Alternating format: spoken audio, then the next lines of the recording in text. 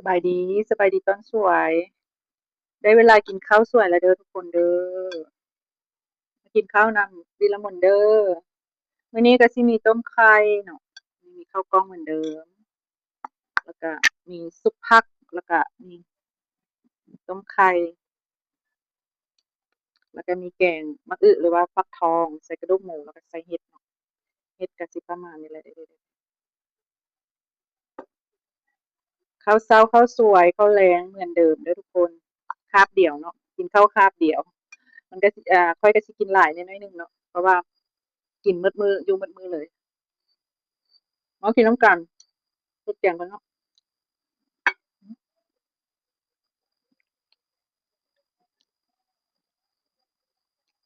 กินข้าวคาบเดียว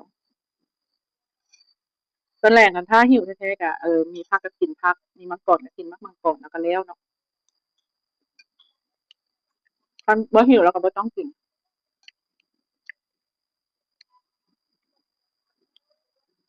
มีบางคนก็สิว่าโอ๊ยเฮ็ดบ่ได้ดอกหิว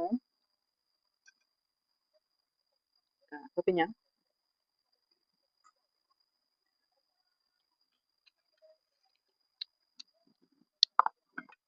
แรกๆเขาก็เฮ็ดบ่ได้ดอก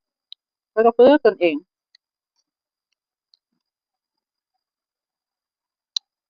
บังคับตัวเอง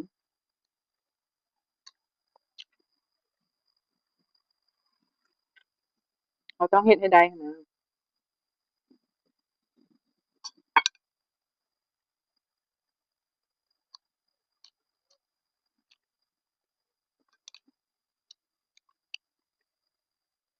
ทุกสิ่งทุกอย่างเนาะมันก็บ่มีหยังง่าย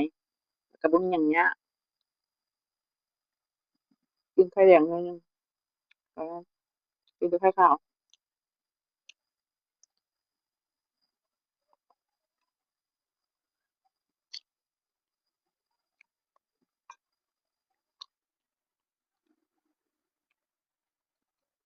วิธี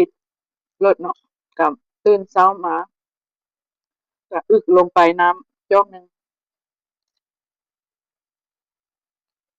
แล้วเพื่อกินกาแฟก็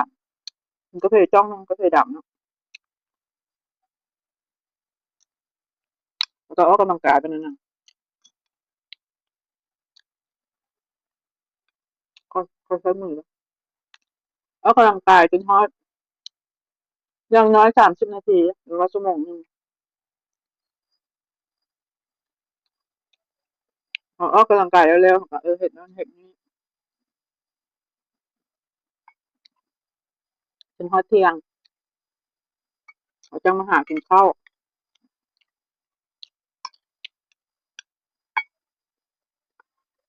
กินแล้วเราก็อยูดไป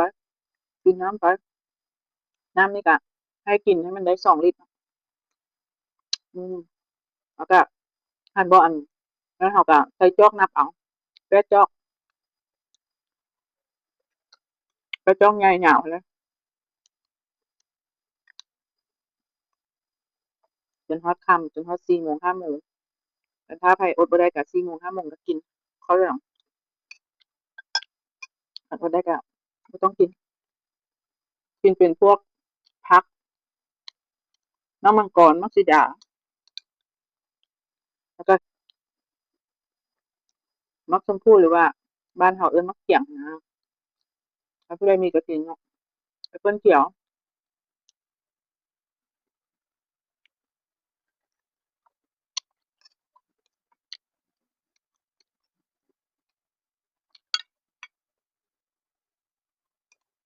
บางไม้ที่มีรสหวานจัดก็บ่กินอดเอามักแข็งนะสุดท้ายมีผักทุกชนิดมีหลายอย่างปนกันนั่นเป็นลูกอ่อน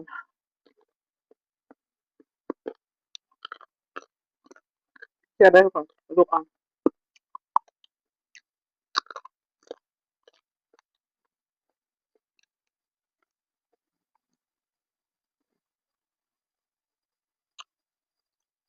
มียอดมันต้นมีผักบุ้งแดงหลายอย่างน้ำมะละ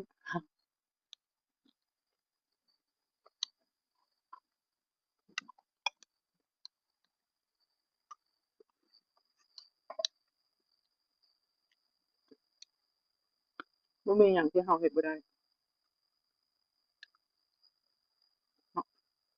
เฮ็ดได้ทุกอย่าง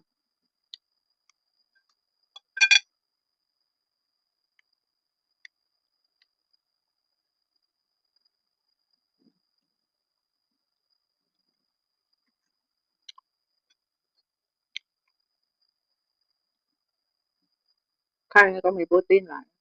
กินแต่ไข่ขาวไข่แดงก็กินอยู่2หน่วยหน่วยหนึ่งเนาะ